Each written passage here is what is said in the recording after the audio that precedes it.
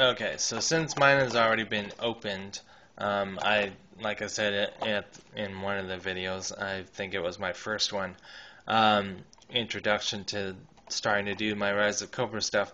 I'll put in the description the reviewers, or you know, I'm gonna try my best and just pick the.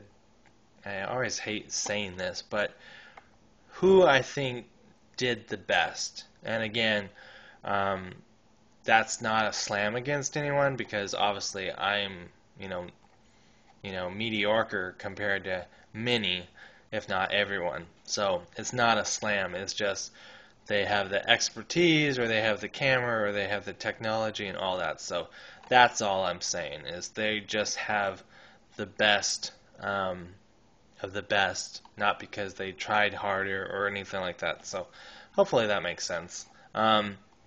So I already have mine opened. My other one is sealed, and I'm not really wanting to open it for whatever reason. I just don't want to. So I don't know that he originally came in this side of the box, and the reason why you might be thinking is, why is he so concerned about, this box? And the reason why is because they weren't cheap, in my opinion. They even put more, design and printing on here, and this is the front of the box, or the book, and so it kind of gives you that weathered, water damage on the, and then there's some here, so it really doesn't matter, I guess, what side, but yeah, so just even this little tray they made look really great.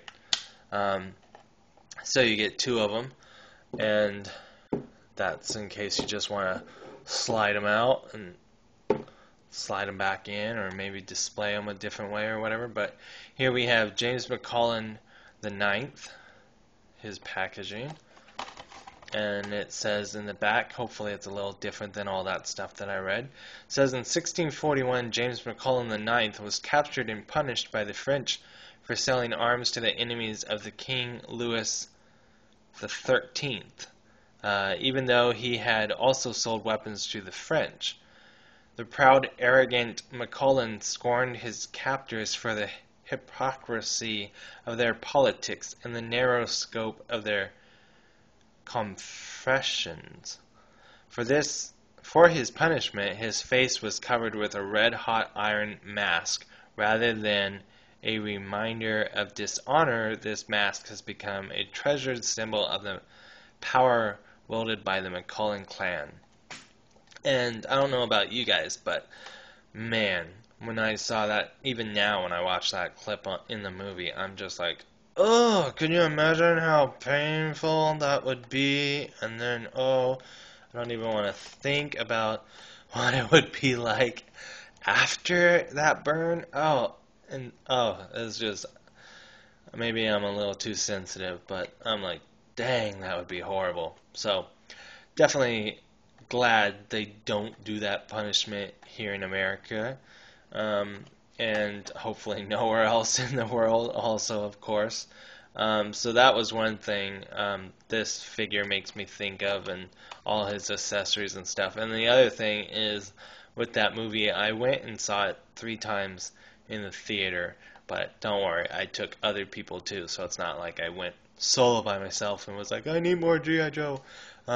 So even now when I watch the movie, I don't know about the people that I went and saw it with, but I just wish I could have been kind of in their brains for a little while. I mean, we talked about the movie later, but just what might have been running through their heads when the opening scene is a horse-drawn carriage. So I don't, that's one thing I thought was really cool about the movie. And if you haven't seen my other videos, for at least the Rise of Cobra movie, or series of toys, I'm going to be talking about the movie and then my experiences and stuff with the movie that these figures bring out. So that's why I started with this exclusive, is because technically this guy is the first character that we meet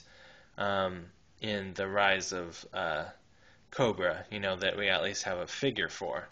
So I'm not going to go in complete order because then technically it would not be the next Destro, but I think you guys will forgive me for going out of order.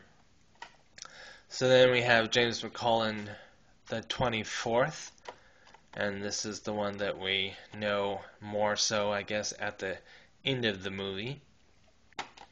And in the back of this one, actually, we'll show is just the family crest, but again, they could have just made it completely all this color, they didn't have to put that extra printing in the back, so that's cool, I think. So anyway, then you have on the back of his card, it says, like his ancestors, James McCullen the 24th is a brilliant designer of military weapons using cutting-edge technology that advances the art of warfare. McCullen's egotistical arrogance comes from the knowledge that he has the intelligence, wealth, and power to shape the world events according to his personal design.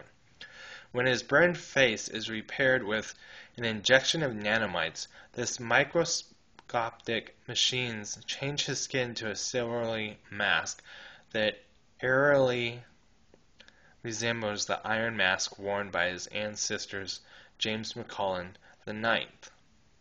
Ancestor James McCullen the Ninth. I think I said ancestors.